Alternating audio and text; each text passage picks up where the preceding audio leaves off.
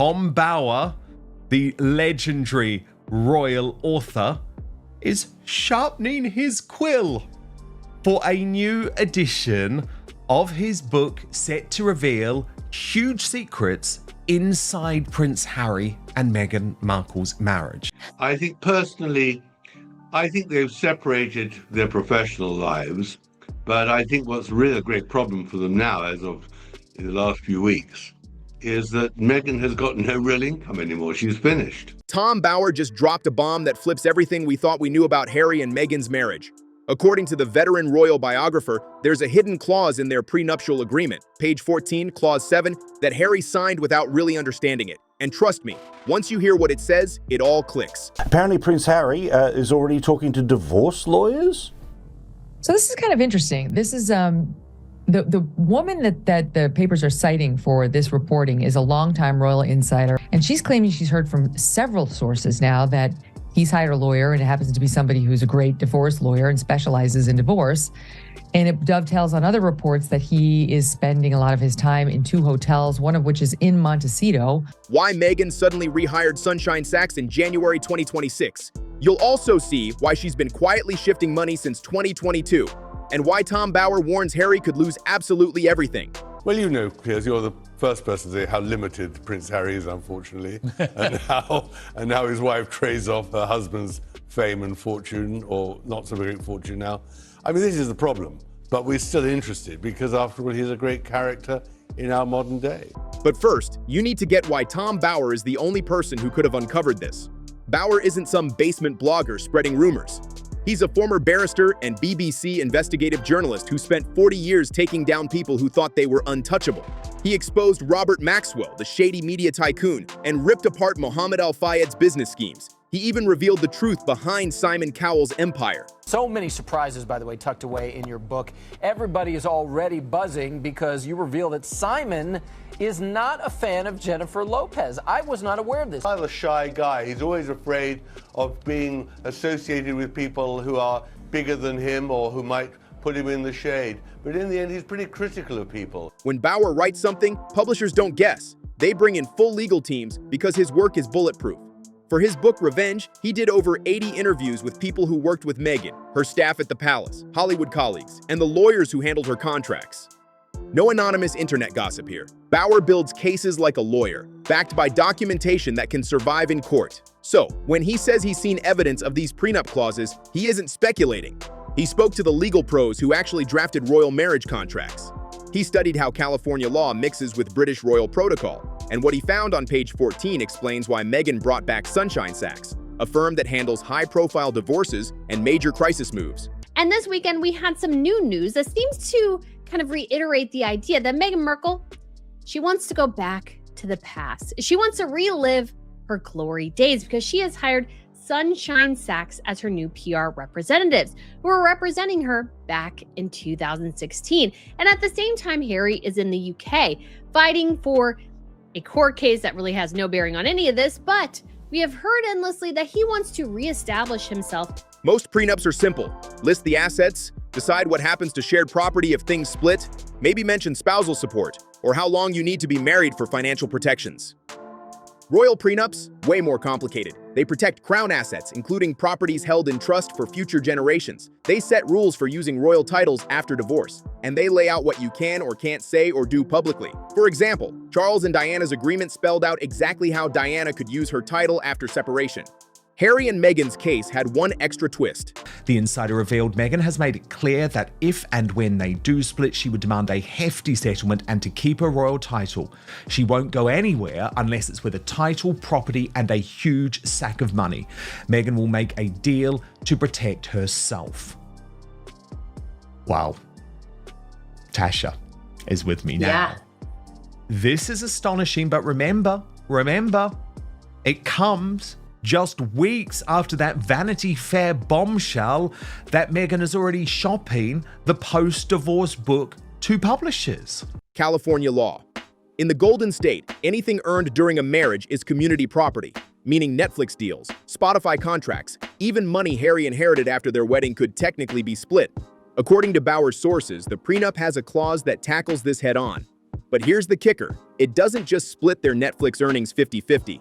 Bauer says it covers intellectual property rights too, meaning who really owns the stories of the Sussex brand, their joint ventures, and even the content of Harry's memoirs. All of this falls under a clause that Tom Bauer says seriously tips the scales in Meghan's favor. Why?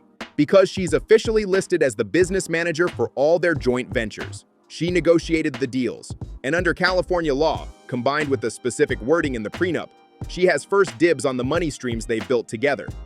And of course, the news today that Harry's memoir is going to be published in the near future will just alarm the royal family here in England about what he's actually going to say to earn his money. But here's the part Bauer calls absolutely brutal. This clause wasn't part of their 2018 wedding prenup. According to his sources, it was added later as an amendment, and Harry signed it without giving it a proper read, trusting Meghan completely. Prenup amendments happen more than people think. Couples update them after major life events, having kids, buying property, or starting businesses. It keeps the agreements current with new circumstances. Bauer's digging revealed that Harry and Meghan updated their prenup in 2020, right when they were stepping back from royal life, moving to California, and locking in massive entertainment deals. Updating made sense, but here's why this amendment is a game changer. A man who she abandoned for months to the media and now presents her mother, Doria, speaking for the first time, telling outright lies about her ex-husband. I mean, this was a calculated attempt against the family. Bauer spoke to lawyers who worked on Meghan's first divorce from Trevor Engelson. They described her as meticulous, reading every line, questioning every single clause. She didn't rely on one lawyer. She had a full team reviewing everything. And from that first divorce, she learned something key: protect your earning power above everything else. When she divorced Trevor, she walked away clean because her finances were structured smartly. Now look at Harry. Netflix signed in September 2020, Spotify followed soon after. Their foundation, which doubles as a business entity, launched around the same time. And according to Bauer, the prenup amendment dropped right in the middle of all this business action. Aggressive PR for the Sussexes got way beyond herself because she really doesn't understand the British royal family or Britain, but understands how to project her clients. And so I think she got it wrong by leaking it or even letting anyone know about it. California law already gave Meghan a claim to half of their shared earnings. But this amendment, Bauer says, gave her something way bigger: control. She's listed first on business registrations, her name leads Archwell documents, and she negotiated a clause giving her majority ownership of the brand if they split. Bauer's sources from Meghan's first divorce legal team also revealed a pattern. Since 2013, she's been playing the long game. She made one thing crystal clear during her divorce. She wanted total independence. No messy shared assets, no ongoing ties, a clean break with her career and bank account intact. And so he became hypersensitive and blamed the media for the crashes of his relationships, never thinking that they could have something to do with himself. So he's a very complicated, depressed, unintelligent man who is seeking a role and has got really nobody on whom he could rely, which is in the end where Meghan stepped in. I mean, a needy man met a woman who could help him with his needs. And here's a key move. Meghan first hired Sunshine Sachs, a top-tier PR firm, in 2017, right as she started dating Harry. Sunshine Sachs isn't just any PR company. They specialize in handling high-profile exits and keeping reputations bulletproof. Sunshine Sachs built their reputation handling celebrity crises and high-profile divorces. They managed Katie Holmes when she split from Tom Cruise and oversaw countless headline-grabbing separations in 2020. But right after Meghan and Harry hired them, they fired Sunshine Sachs. The official excuse? Budget cuts. But Tom Bauer's sources inside the firm tell a very different story.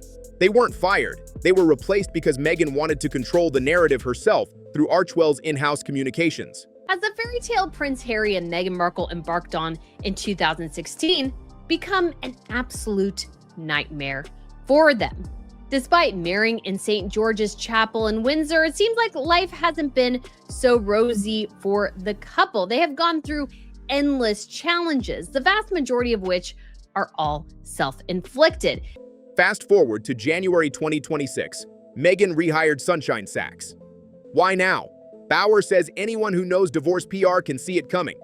You bring in the experts 3 to 6 months before you file, letting them plant stories, shape public opinion, and build sympathy. But here's the kicker. Bauer says the real evidence isn't just Sunshine Sachs being rehired.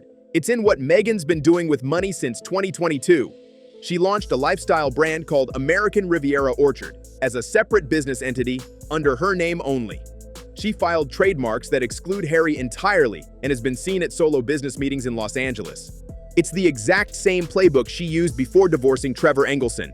Create a separate professional identity, build independent income streams, and make sure your life doesn't rely financially on your spouse. And when Bauer says the proof isn't just in the prenup, he's talking about the moves Meghan has made with money since 2022.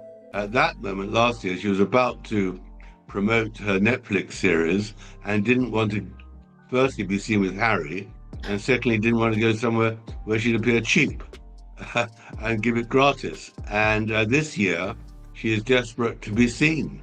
Yeah. And that's why she turned up. So I think she has a major problem, financially and professionally.